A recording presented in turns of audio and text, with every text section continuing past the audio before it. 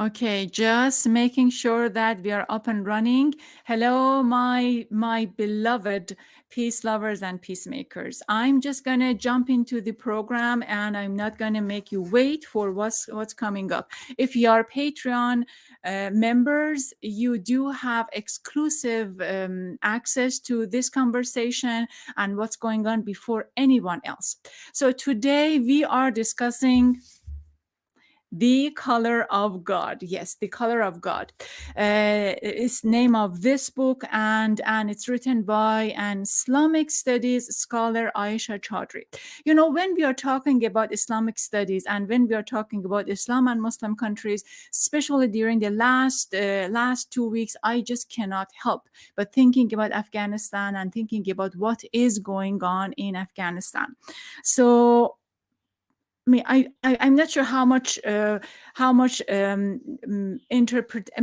explanation, extra explanation that many of us Muslim who are on the liberal side of the Islamic interpretation need to put forward to just really explain what's going on in Afghanistan, and with very narrow-minded, strict Islamic interpretation that Taliban is putting forward.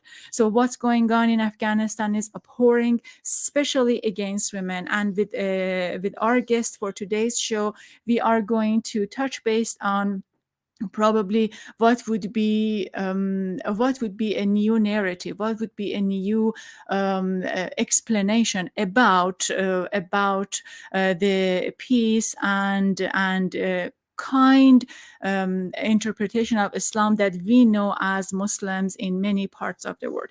So coming back to today's discussion, Aisha's book opens up with a very dramatic event. That event is the death of her nephew. His name is Sibghatullah. It seems that it means in her language, in Urdu language, the color of God. In this book, this book is written, in my opinion, I'm going to ask questions from Aisha, but it's written in a memoir slash in-depth explanation about what some of the families in North Hemisphere, in North America, is experiencing about their interaction with Islam and Islamic tradition. Ayesha Chaudhry is Canada Research Chair and Professor of Gender and Islamic Studies at the University of British Columbia, not too far away from Seattle. In 2018, Ayesha was named a member of Royal Society in Canada. She is the author of Domestic Violence and the Islamic Tradition. So I'm bringing Ayesha to our screen. Hello, Ayesha. Hi. Thank you. Hello. It's a pleasure, absolutely a pleasure. Aisha, so just for a starter, and I wanted to open our conversation with a sort of a humor. And that humor is, as I was reading the book, I learned that you made a lot of confession. And one of those was that you are a talkative kid. Tell me the story. Well, I mean, I think there was, I grew up in a family. I was one of 6 children. I was number 3 of 6 children. And, you had to like sort of really speak up if you wanted to be heard. And so I was a pretty talkative kid. And I think a lot of the adults around me worried about me talking too much. And they were concerned about what would I would say. They were concerned about what would happen to me when I grew up if I kept speaking too much. And one of the things that I meditate upon in that story, in that chapter in the book, Early Talker, is about the ways that we are socialized as girls, as people of color, to not talk as much. And it was my parents were worried about me talking too much. But then also at school, people were worried about me talking too much. And I sort of carry on that conversation, examining how I feel about speaking in various contexts into my professional life. So as I grow older, through university, through school, through university, through my professional career, what are the ways that people react to how do people react to women speaking their opinion, and especially women of color speaking their opinion. Absolutely. Before we going too far throughout the years of experiences, in early ages, there is a story about you and an auntie who really wanted to keep silence, and it created a trauma. Can you tell me this story? Well, I feel like so that story is an interesting. So it's a story in which I'm thinking about how does social policing happen? What are the ways in which we teach children how to be in the world? And when I was growing up, we lived in this little we lived in a building surrounded by a lot of other South Asians, and there was a woman there.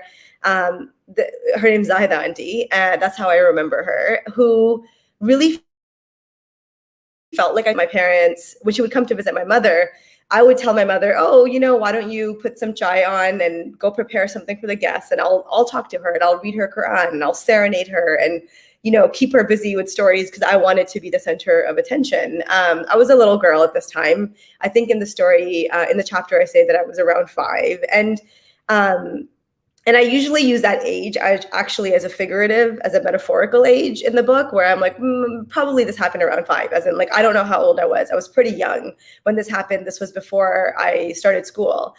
And one afternoon, this auntie, she was quite disturbed by me talking so much, and felt that my mother wasn't disciplining me enough.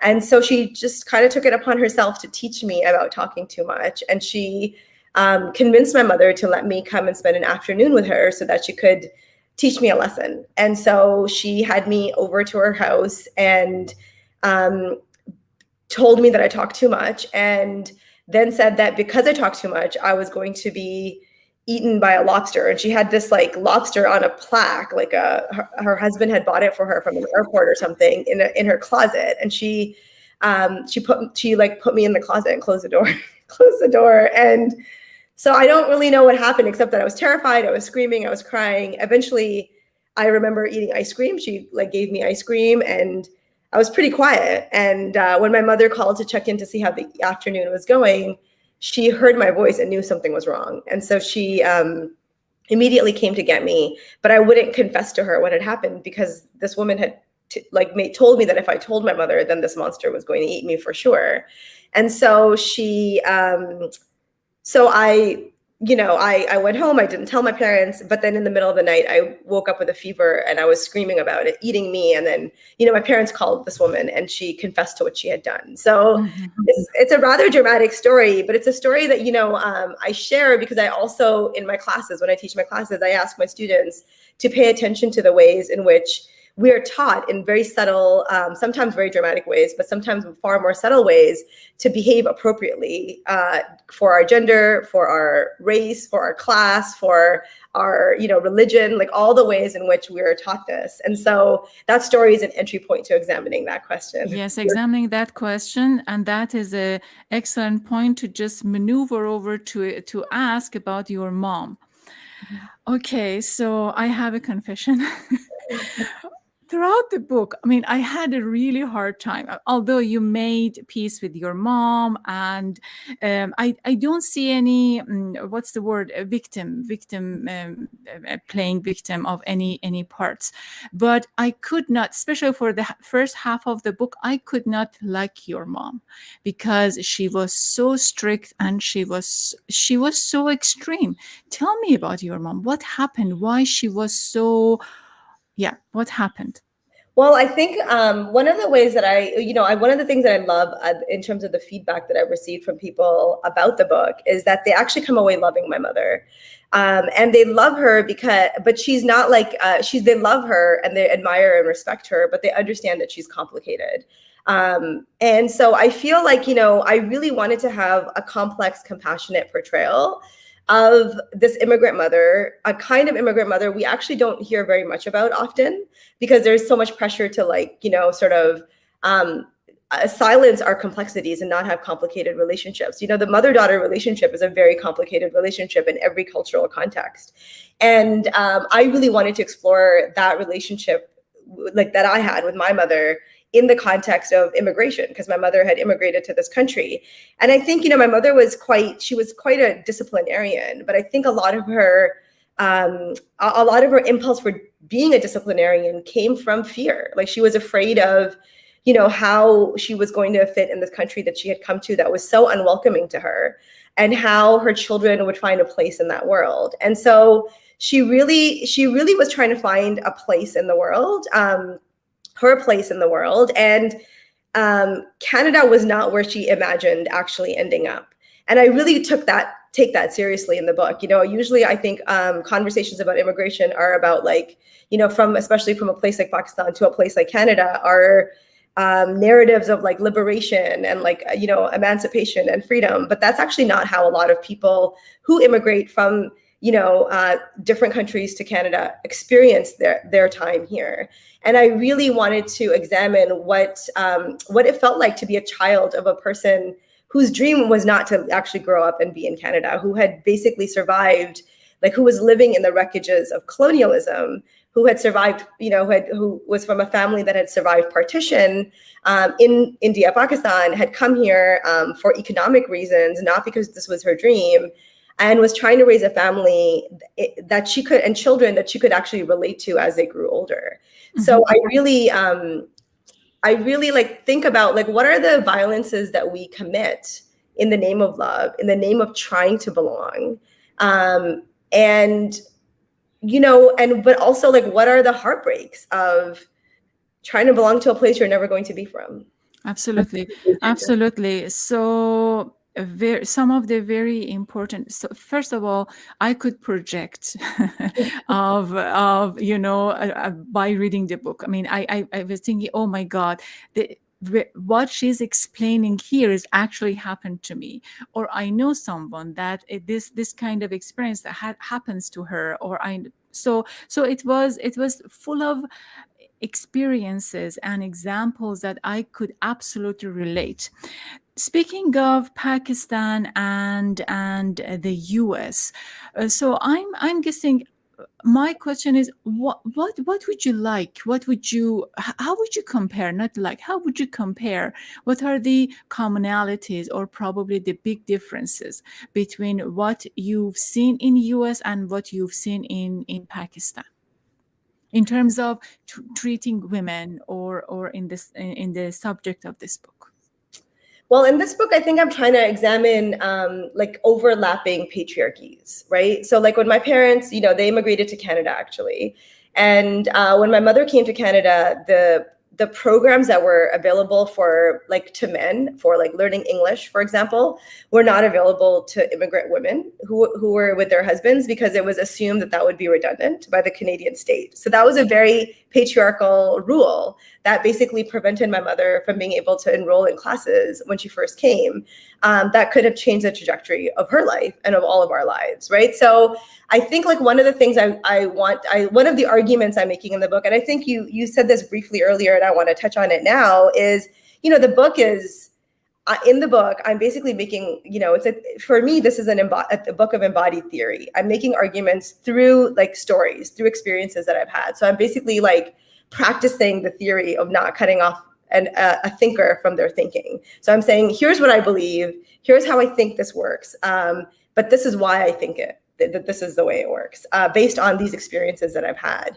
So none of the stories in the book ever are there for no reason. They're always making an argument.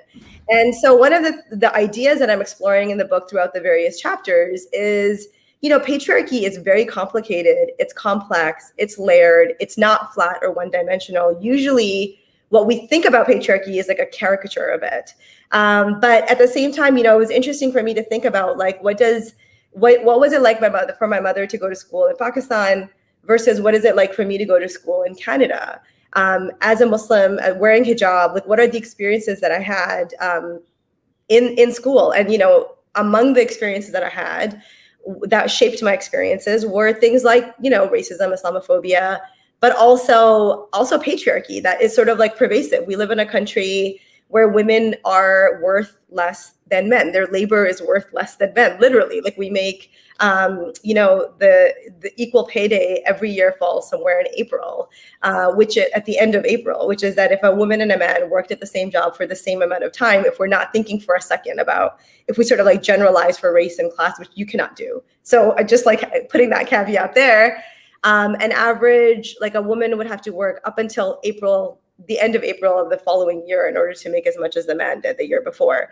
So I'm thinking about, like, what are the ways, like, that's a quantifiable way of thinking about patriarchy. Can you say it again? So when a woman, can you just elaborate on that, So woman at the end equal of April? pay day usually falls somewhere in April, and it basically says, okay, if a man and a woman started working in January of one year, how much longer would a woman have to work to make the same amount as he did by December of the same year? So she ends up working into the next year, usually until the end of April, right? So that's like a quantifiable way to think about patriarchy. But the other thing that I was really interested about in the book was to explore, like, the more intimate, more like the less, like, the things that you actually can't measure, like the heartbreaks of it, the intimacies of it, the intricacies of patriarchy. Like, how does it affect how you live, the choices that you make, what kind of education is made possible for you, and so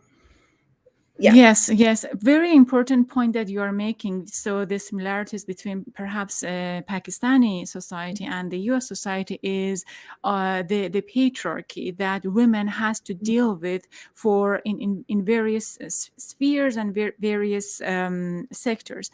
So at least for my own experience, what I can very quickly, very quick anecdote I can give is, ways in which media covers other nations. So back in Iran, I was thinking, oh, this is the US media and they are so objective. The emperor of blah, blah, and they are doing an amazing job, blah, blah. When I came to the US, it was exactly the damn thing that I was doing back in Iran. So it was, according to the structure, within the framework. And even in the US, we cannot publish or tell stories of other nations without fitting exactly in that framework or editorial perspective. So it's how we are framing and how we are looking at the things. And I honestly believe that West is not better than Muslim countries. We are just so perhaps what's the word? We are better equipped of telling the things that we want to just push into people's minds. We are talking about heartbreak. One thing that I just cannot. Whatever is happening in Afghanistan has happened back in Iran when I was growing up. So it was revolution and women were devastated because at the time they knew that many of their rights are going to be taken away, and they were just extremely worried. Right now, we have the same issue. So this is Taliban, and it's going to enforce its own very narrow interpretation of what is to be Muslim and not Muslim. And for better or for worse, I think that media is going to play that kind of interpretation. But here's the thing: so first question, why is it being a woman so difficult, especially in Afghanistan or in Pakistan or in Iran, in your opinion? That's a great question that I don't know that I have the answer to, because I think that there isn't one answer. There's many different reasons, right? So I think one wrong answer is that the reason is Islam. And I say that that's a wrong answer because there isn't one kind of Islam. That's the thing that I really explore in this book as well, is that, there isn't one kind of Islam. There are multiple Islams. There are multiple feminisms. There are multiple patriarchies. There's as many of these ideas. There's many democracies. There's as many of these ideas as there are people that practice them. And, Islam never speaks of it for itself. Muslims speak for Islam. And, one of the things that I think the conversations that are happening within and have happened for a long time within Islam because Islam is contested like anything else, is, what is the appropriate, what is the relationship that Islam has to egalitarianism or to patriarchy? And post-colonialism especially, but even before, there has always been a patriarchal version of Islam. And I think the important work that Muslim feminists have done, feminists like Amina Wadud and Ziba Mir Husseini and Asma Barlas, is that they have shown that actually there are egalitarian forms of Islam as well that have always coexisted. and that it's not necessarily true that a patriarchal form of Islam is a more authentic kind of Islam.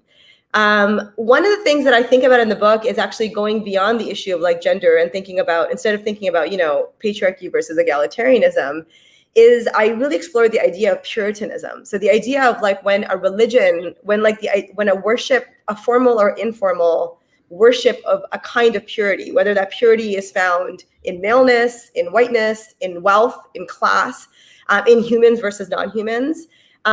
When people sort of subscribe to an idea of one creature, one kind of person, one kind of being better and more important than others, then what are the sacrifices that become very easy to make in order to maintain that hierarchy? And so, you know, in the last chapter of the book, for example, Please Water Me, I think about how Puritan, like a Puritan religion, how destructive it is, especially a Puritan kind of Islam. And I think that, you know, when we say Puritan, do we say like pure Islam? Like pure? Well, no, I mean, by Puritan, I mean like a kind of Islam that worships an idea of purity above and over the human being. So that sacrifices our humanity for the sake of an idea. And so it's like not an Islam that it's an Islam that I'm being very critical about. And I think patriarchal Islam. Why you are very critical about? Well, I'm critical about it because it sacrifices the human being for the sake of an idea of purity that is actually not rooted in our humanity. So for example, I see patriarchal Islam as a kind of Puritan Islam. It's an Islam that says that men are more pure than women, that women are more polluted, that in their essence, they're less intelligent, that they're less worthy of salvation, which I don't believe in. And I think that this idea is not rooted actually in Islam. So I think part of this is like part of the conversation about it. When we're thinking about religion, it's so important to never isolate religion into a vacuum away from a social, political, cultural context. And I think that's like something that I'm really thinking about when we think about the horrifying, heartbreaking images that we're getting out of Afghanistan right now, is that it's very easy to make this about the Taliban. But, you know, there is an imperial force that was there for 20 years that arrived with carpet bombs and is now leaving in this really destructive way as well. And in the meantime, in the 20 years that they've been there, I mean, what have they done for the people of Afghanistan in their occupation?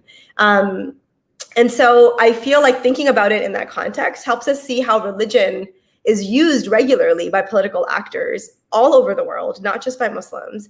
I mean, let's think of the Christian right in America. So religion is used by political actors in order to justify their positions. And it's actually less important that that position is a religious position.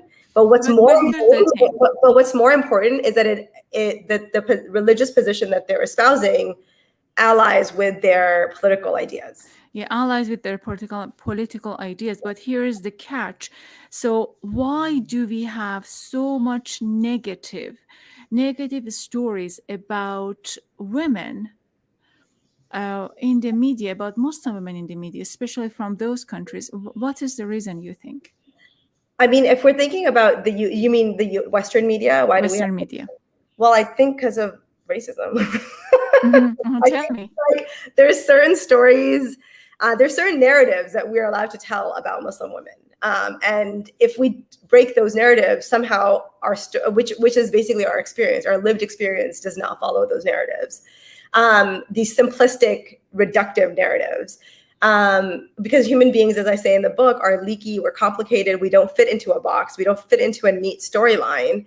So when our stories don't fit into these simple narratives, which they necessarily don't, then our stories become either uninteresting or incoherent, and they don't have a space for it to be told because there's complexity and nuance in our own experiences. Yeah, so it's up to Muslim women to change the narrative and to just change this reduction point of view of what is portrayed as a Muslim woman. Would you think that in your feminism studies, would you think that non-Muslim or perhaps white feminism can help to improve the negative narrative towards more positive?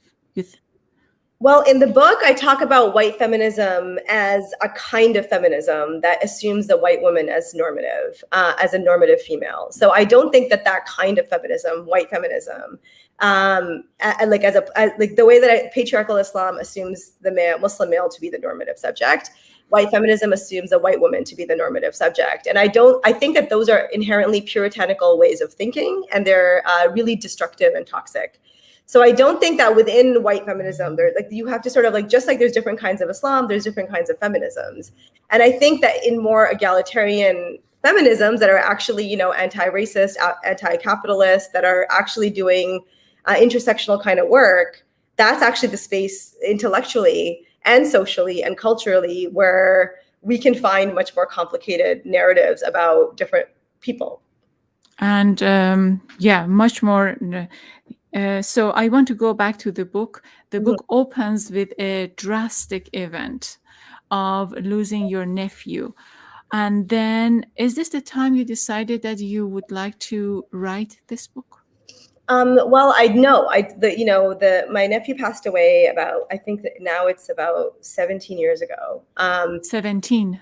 17 years ago. And it was a very, it was a very traumatic experience for me, for my family. And it was devastating. And I think one of the things that event, that his passing did, was really bring attention to the fact that, I had been living my life up until that point. I was in my early 20s at that time, that I had been living my life assuming that I believed a number of things about what is the meaning of life, what happens when we die. And then suddenly I didn't know if I believed in those things the same way anymore. And so it basically put me in a crisis of faith that led me on a journey to re-examine and think about a lot of the ideas that I had taken for granted. And so it was like a decades-long journey. And then I never intended to write this book, to be honest. I got a fellowship in 2015-16 at Harvard at the Radcliffe Institute for Advanced Study. And they basically, like, bought me out from my teaching at UBC, so at the University of British Columbia. So I was basically at Harvard for a year in residence with 50 fellows. And I was meant to be working on actually a different project. And one day the sun was out. It was the second week that I was there, still September. And I just didn't want to be in my office in front of a computer screen. So I took a pen and a paper, a notebook, and I went outside onto the patio to sit in the sun outside of Byerly Hall. And I thought, oh, I'll just take some notes on this essay that I'm trying to write. And then I ended up writing the first chapter, what became the first chapter of my book, which is called Anguish. And I remember just being seized by this writing and not really feeling like that it was coming through me, that I wasn't making it happen necessarily. And I remember finishing the chapter and calling my partner Rumi, who at the time was at a fellowship at Stanford. And I asked him, I said, hey, I wrote something. I don't know what it is. Can I read it to you? And he said, yeah, absolutely. I'm taking a walk, so it's perfect.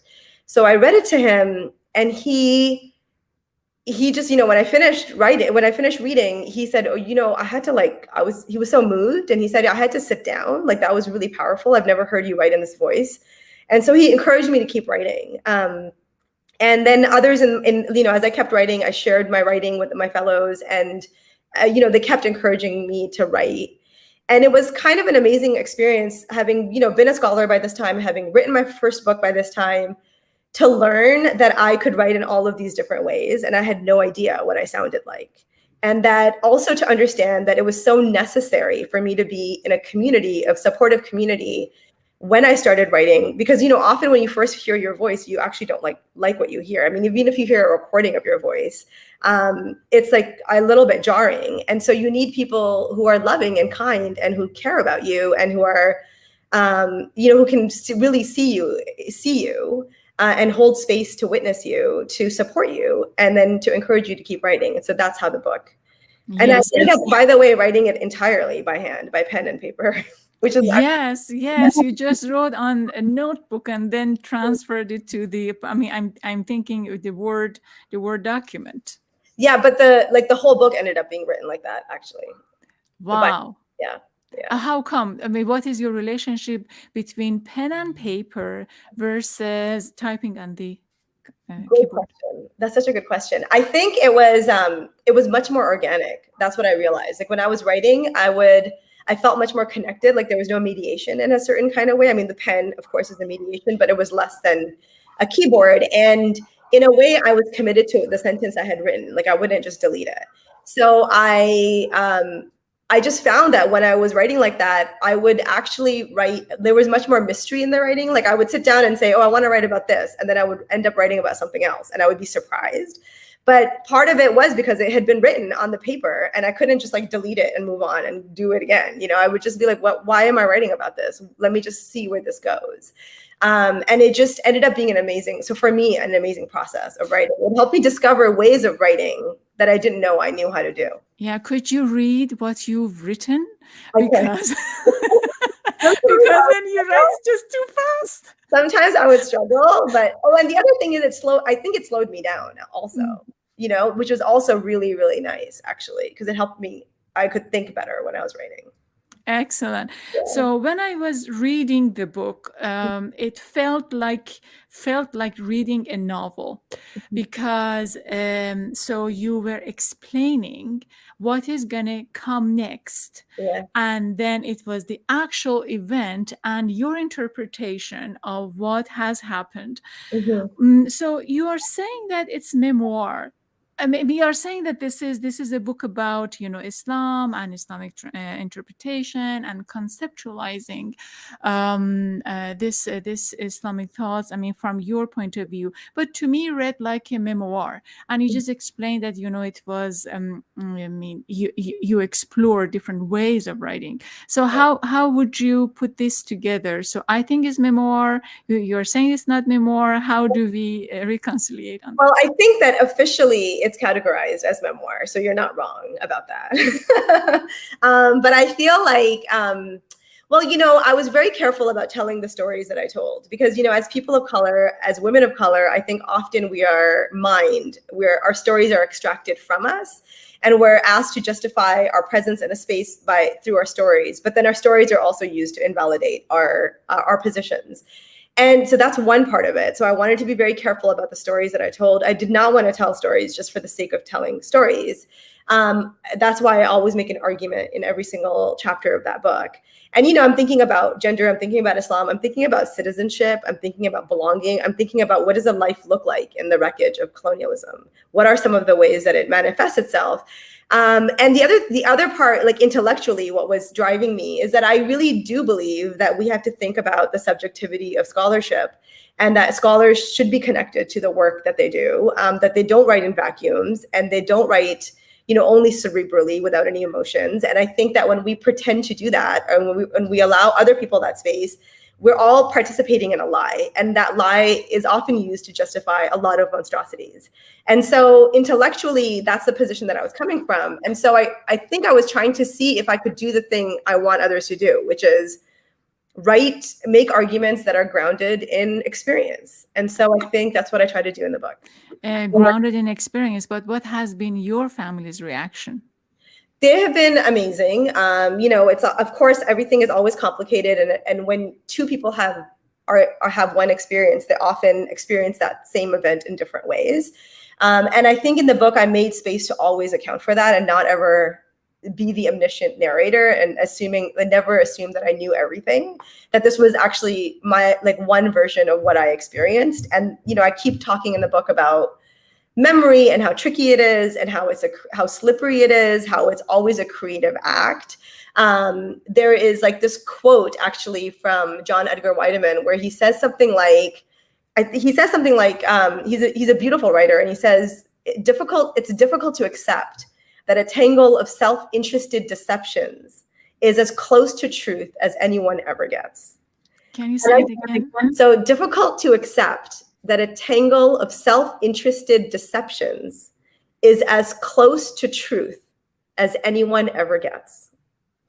And I think I really believe that to be the truth, actually. And so I sort of like that's there in the spirit of the whole book. And I think because it's there, it allowed my siblings to enjoy, like, to be able to read the book and actually learn about me and be curious about my experience without feeling like I was speaking for them or telling them what happened or erasing the possibility of their experience. Yes, I think it was the strength of the book that there was no victimhood, no blaming, and it was experience of what you've gone through and what you've experienced. Here is, bear with me for a second. So, at least my experience, we've been talking with many writers and many people who have been putting their body of work forward. At least my experience of our writers is that sometimes, often, and I work with lots of publishing houses and so forth. So I feel sometimes that editors Mhm. and publishing houses push writers just too hard Mhm. to tell story, to tell a compelling story, to just reveal too much of themselves. Mhm. And have you ever did you experience this kind of things? Because first of all, I truly believe that it was very courageous Mhm. to write and to reveal such experiences. And did you felt any push to do so from your editors and publishing house? That's a great question, and I think the process that I went through was different. Like, it ensured that I did not have that experience. So basically, I wrote the book and then I edited it for years before I actually ever tried to sell it. So before I tried to, like, find a publisher for it. So at the point that I was looking for a publisher, I had pretty close to a final version of the book.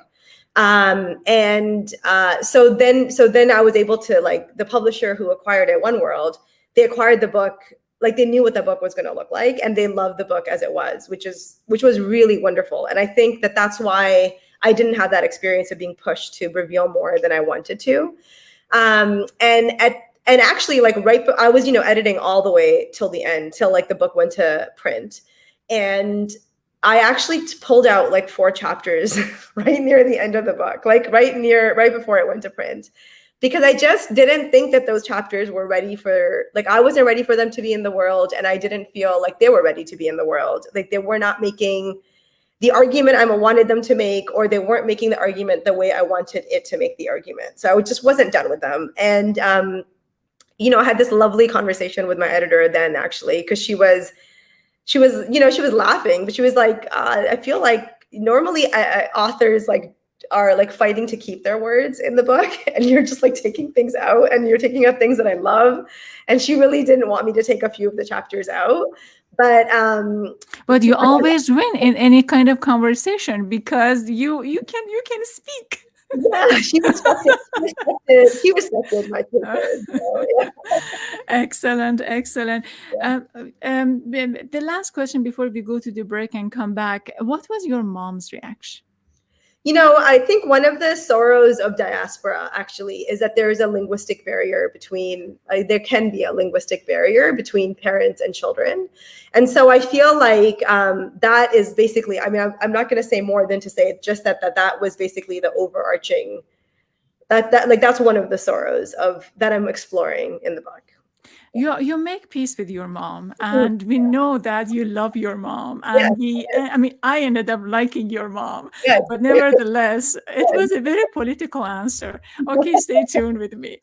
Yes, this is the 4th season of Peace Mindedly podcast. Ayesha Chaudhry is our first guest for the new season. We are going to have a phenomenal guests for upcoming episodes. One of them is Selma Dabbar. She lives in London. She is anthropologist, and a beautiful book that she wrote that I particularly love. The book, it's called We Wrote in Symbols: Love and Lost by Arab Women. And I think it's particularly important from an anthropology. Okay, I cannot say the word, but from the perspective of a scholar who is studying people and culture. After that, we are talking with Zahra Hanker. This book is specifically one of my favorite books because Are Women on the Ground, essay by Arab women reporting from the Arab world. So in our reporting, we usually have, Western and Anglo-American, Anglo-Western point of view about what is happening around the world, or in especially in the Middle East. But this book particularly talks about how women reporters and women journalists who are Arab are reporting about their nations, and it's worth reading. Women and Gender in the Quran by Celine Ibrahim is the other book, and another author that we are going to talk with. And also Sondra Jha is a written book called How to Raise a Feminist Son. She lives in Seattle and is a chair of a journalism department at the Seattle University. So we are going to enjoy our conversation with her. As you know, it's a tradition in our podcast show that we ask our guests to close the program for us by sharing something meaningful about peace, about kindness and compassion. I'm going to turn to Ayesha and see what she has to say about peace, kindness, and compassion. Well, I thought when you asked me that question that I would just read a paragraph from one of the chapters in the book. The chapter is called Jet Skiing on the Mediterranean. And this last paragraph reads, "But to love others on their own terms, we must find I'll start again. To love others on their own terms, we must first love ourselves. I see now that I've always misunderstood the commandment to love one's neighbor as oneself. I thought it meant we were supposed to love for our neighbors what we loved for ourselves. But that's just another way of universalizing our desires and imposing them on others. There's nothing noble or loving about that. Instead of assuming that we love ourselves already and challenging us to love others in the same way, the commandment asks us to love ourselves fully, even, especially, the parts of ourselves we'd rather not look at, the parts we are ashamed of, so that we can love others fully too. Loving like this is hard. It takes practice. It is best cultivated in community. We cannot offer others love, kindness, compassion that we do not first feel for ourselves. After all, فَاقِدُ شَيْئًا لَا يُعْطِيهِ. The one who does not have something cannot give it." Excellent. Ayesha, what is your next project, your next book? I don't know. Those 4 chapters that you're gonna But I feel like I'm just sort of in a receptive place right now. I'm reading, I'm thinking, I'm absorbing, and we'll see. Yeah, you usually give very political answer to the questions. I love that. Thank you so much. With Mateen was managing everything on the other end. We thank you so much and wish you the best of luck. Thank you so much. I appreciate it. Thank you. Take care. And خدا